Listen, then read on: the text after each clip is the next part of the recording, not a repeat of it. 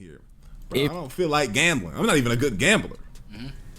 There's something weird about promoting gambling, but I'll promote some sports betting. I'll do the sports bet gamble. What's it called? Because that's different. I feel like Prize Picks like, hey man, can you do underdog? Oh yeah, I do it.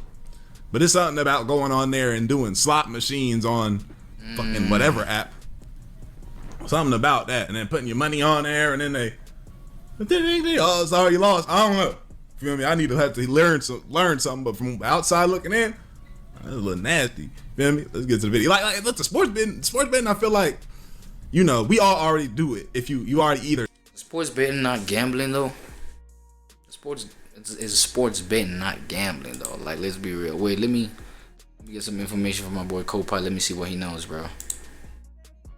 Sure thing. Yo, Copilot, what's the difference between sports betting and regular traditional gambling? Like from, the casino and shit like that.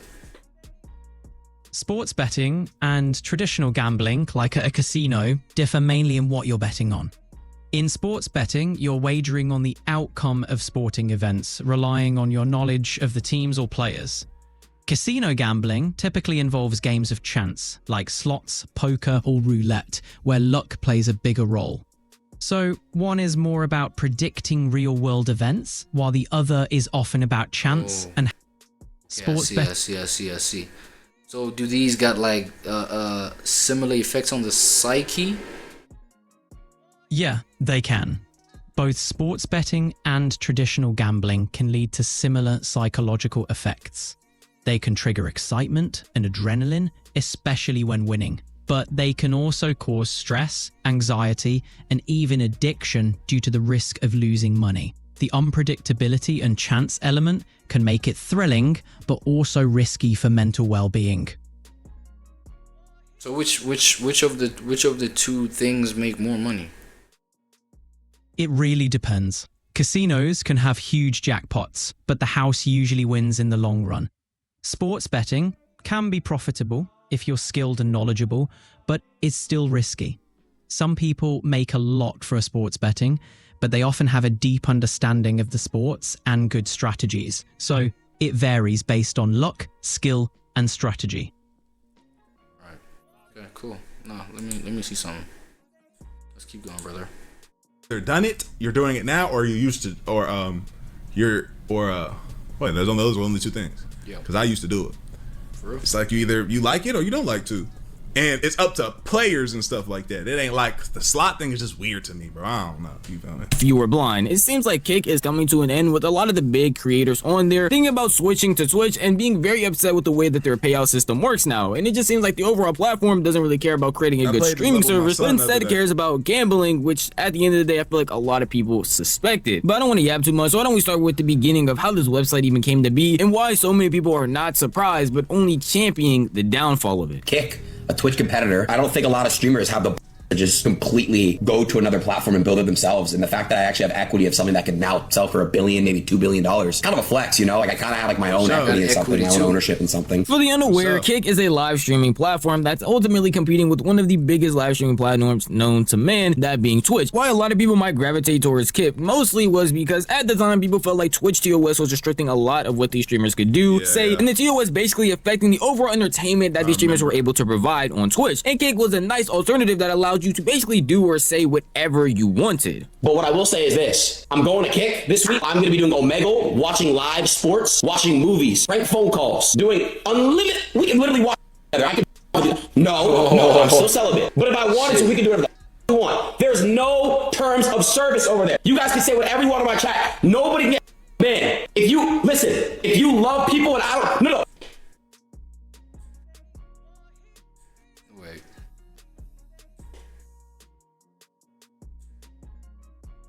I'm here. Yo. So I'm gathering this kind of data, right? Where it's like we have two streaming platforms, Twitch and Kick.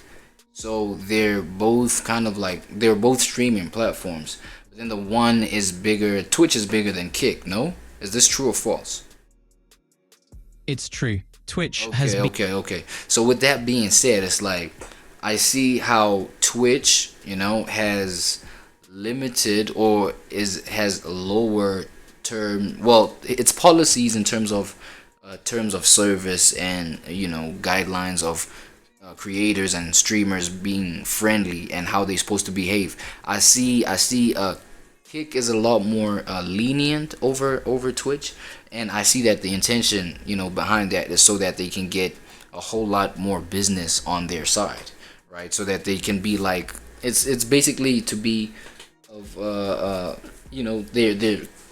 what is this, their value. You're touching on a value is what no, wait, they're trying to be more valuable so that business can side with them, and they're using this guy Aiden Ross to endorse him so that he becomes the face of Kick and recruit all this business for them. Like that's the idea that I'm getting. And obviously their USP or their competitive edge is in them just not limiting people in what to express, right? What they can express. They can say whatever, they can watch whatever, do whatever. But then now I feel like their USP, their competitive edge. No, not even their USP. What they're about is this gambling thing, right? Gambling. Now, what would you think is the biggest disadvantage of them using gambling so that they can attract more business? Not attract more business, but they use gambling as their whole brand, but then now they're trying to get mainstream business onto their platform. What's the dangers of like using gambling to attract mainstream business onto your platform? Using gambling to attract mainstream business can be risky. It could damage the brand's reputation, alienate customers who aren't comfortable with gambling, and lead to regulatory and ethical concerns.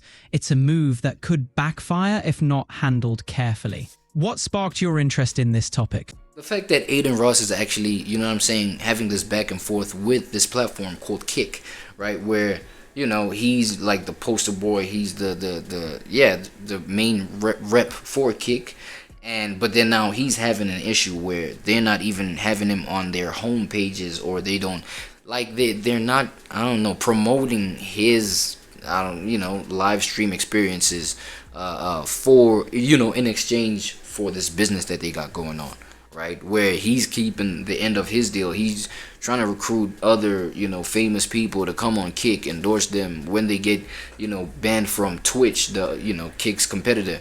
They use, or Aiden Ross goes ahead and just recruits those people and say, yo, better opportunities on Kick. Plus, you can just express how you feel whenever, however, you know what I'm saying?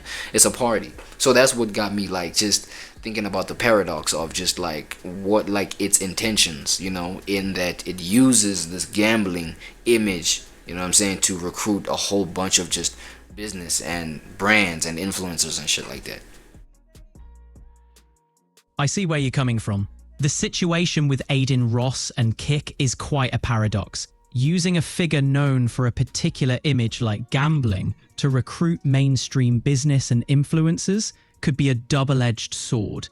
It might bring in a lot of attention, but could also backfire if not handled right, especially if there's a disconnect between the brand's image and its actions. Do you have specific world examples of how it could backfire?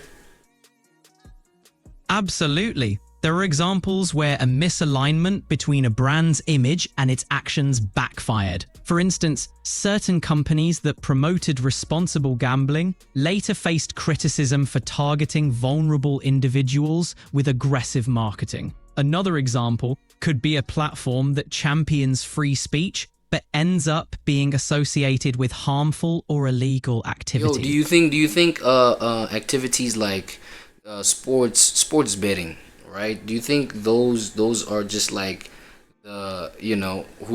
whatever's entities ways of having people addicted to the effects of gambling or the excitement that gambling can bring to you, while at the same time having this intention to try and attract even the vulnerable people who might not be thinking that they're gambling but are actually gambling? Do you think sports betting is that's what's going on with sports betting? Sports betting indeed walks a fine line. The excitement can attract a wide audience, but it can also lead to addictive behaviors, especially among vulnerable groups. Operators must balance creating an enjoyable experience with promoting responsible behavior, ensuring they don't exploit those susceptible to gambling addiction. So, while sports betting can be a fun pastime, it's crucial to keep an eye on the potential risks. What's your take on sports? What's your take? What do you think the common denominator is with traditional gambling and sports betting? Both traditional gambling and sports betting hinge on the thrill of risk and reward. They both play into the excitement of winning, but also carry the danger of addiction. The common denominator is the potential for financial loss, which can be harmful to those who aren't careful. What's your take on the connection between the two? My take is the fact that W for you know, making me understand this shit. Okay, I get it, brother. I get it. You know what I'm saying? But you know, at the cost of what? You know what I'm saying? Look at what it has cost Aiden Ross, bro. Even shit like, yo, bro, the nigga's sanity and peace and things like that, bro. Like, I feel like that shit, you know what I'm saying, kind of is on the line, dog. Because shit like the reputation that he's building, too. You feel me? Like, it all just... But let's hear where he's at in terms of his relationship with Kick, right?